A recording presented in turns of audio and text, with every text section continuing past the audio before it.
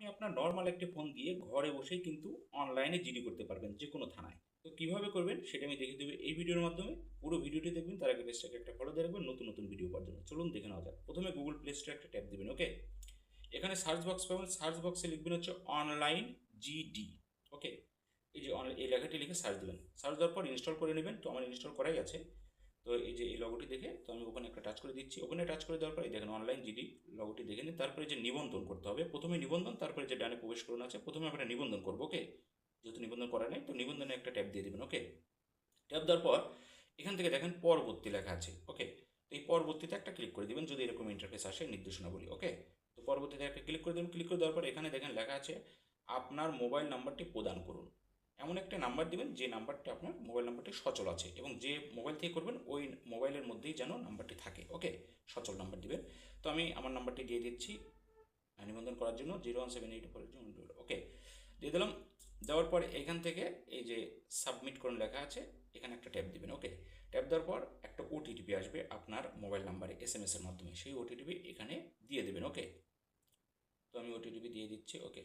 আচ্ছা, দিয়ে দিলাম। দিয়ে দেওয়ার পরে যে সাবমিট, এখানে একটা ট্যাপ দিয়ে দেবেন নিচে, সাবমিট একটা ক্লিক করে দেবেন। ক্লিক করে দেওয়ার পর একটু ওয়েট করবেন।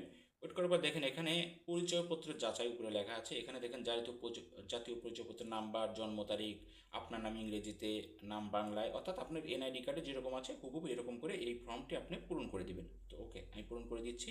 সব পূরণ করে দিলাম। দেওয়ার পর এখান থেকে নিচের দিকে আসবেন, এই যে পরিচয়পত্র যাচাই, এখানে একটা ক্লিক করে দিবেন। একটু ওয়েট করবেন, পরিচয়পত্র যাচাই করতে একটু সময় নিতে পারে, ওকে।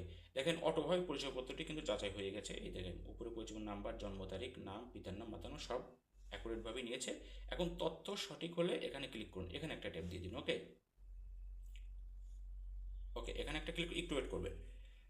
তো আমি ক্লিক করে দিলাম। একটু ওয়েট করার সাথে সাথেই অ্যালাউ চাইলে অ্যালাউ করে দিবেন। এখন আপনার ছবি, অর্থাৎ আপনি এরকম করে আপনার ছবিটা নেবেন, ওকে। অটোমেটিকলি একটা ছবি আপনি নিয়ে নেবেন। ছবিটা এনআইডি ছবির সাথে অ্যাডজাস্ট হলে অটোভাবে তারা নিয়ে নেবে, ওকে। এই অ্যাপসটি কিন্তু নিয়ে নেবে। আমি একটা ছবি আমার এখনই দিলাম, দেখা যাক নিয়ে, ওকে। নিয়ে নিয়েছে। তো নিয়ে নিলে এরকম ইন্টারফেস আসবে। এখান থেকে আপনি কি করবেন, বিভাগ নির্বাচন করবেন, অর্থাৎ আপনি কোন বিভাগে, রাজশাহী, ঢাকা, যেটাই হোক, জেলা, তারপর এক কথায় এই ফর্মটি পূর্ণাঙ্গভাবে ফিল আপ করবেন। তারপর এই যে পরবর্তীতে আপনি একটা ট্যাপ দিবেন। ট্যাপ দেওয়ার পর এখানে ক্লিক করুন, এই দেখেন নিচের দিকে এখানে ক্লিক করুন, এখানে একটা ট্যাপ দিবেন, একটা সাইন দেবেন এখানে এই মোবাইলের স্ক্রিনের উপর এরকম করে একটা সাইন দেবেন। তো আমি একটা সাইন দিয়ে দিলাম, ওকে। সাইন দেওয়ার পর এই যে নিচের দিকে দেখেন সংরক্ষণ একটা অপশন আছে, এখানে একটা ট্যাপ দিবেন, সংরক্ষণ ক্লিক করে দেবেন। ক্লিক করে দেওয়ার পর দেখেন যে ছবিটা আমি মিলাই, যে ছবিটা অ্যাডজাস্ট হয়েছে, তারা নিয়ে নিয়েছে কিন্তু, ওকে। এখান থেকে ইমেল দিবেন, অবশ্যই একটা জিমেল দিবেন উপরে, তারপরে পাসওয়ার্ড দিবেন, 8 সংখ্যার একটা পাসওয়ার্ড দিবেন, হার্ড একটু পাসওয়ার্ডটা দিবেন, নিচে আরেকটা পাসওয়ার্ড দিবেন। দেখেন আমি পাসওয়ার্ড দিয়ে দিয়েছি এবং জিমেলটাও আমি দিয়ে দিয়েছি, ওকে। তিনটা দেওয়ার পর এখানে যে এখানে ক্লিক করুন, এখানে একটা ট্যাপ দিবেন, 8 সংখ্যার পাসওয়ার্ড দিবেন অবশ্যই। তারপরে এই যে সাকসেস, অর্থাৎ নিবন্ধন কিন্তু হয়ে গেছে, ওকেতে একটা ক্লিক করে দিবেন। নিবন্ধন অলরেডি কিন্তু আমাদের হয়ে গেছে, এইটাই কিন্তু মূল। নিবন্ধন হওয়ার পর এখন ব্যাকে চলে আসছে, এই যে প্রবেশ করুন, এখানে একটা ক্লিক করে দিবেন।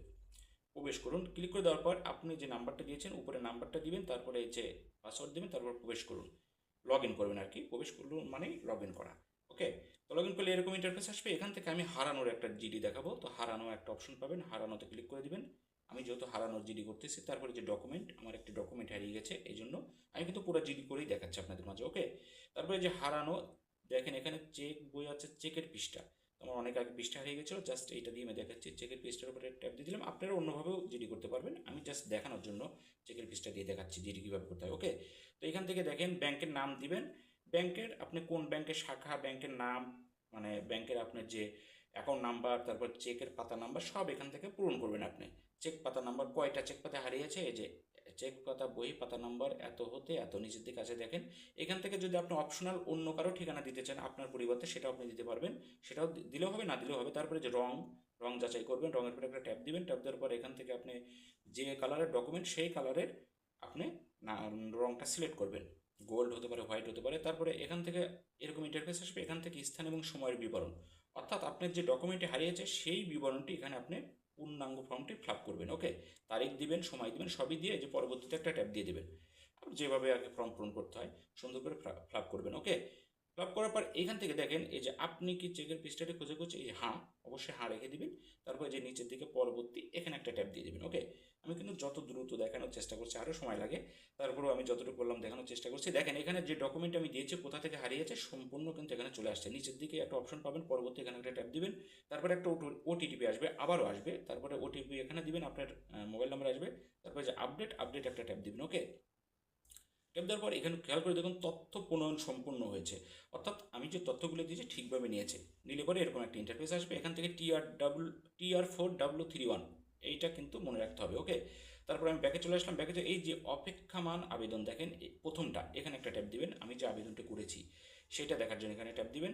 ট্যাপ দেওয়ার পরে যে সিরিয়াল নাম্বার আছে দেখেন, ট্র্যাকিং নাম্বার টাম্বার সবই আছে। তারপরে যে চোখের মতো নিচে একটা আইকন আছে, এখানে একটা ক্লিক করে দেবেন, চোখের মতো আইকন ক্লিক করে দেওয়ার পর আপনি যে আবেদনটা করেছেন এখানে শো করবে। আবেদনটি আপনি কম্পিউটার থেকে কিন্তু আপনি প্রিন্ট করে বের করতে পারবেন। ওকে।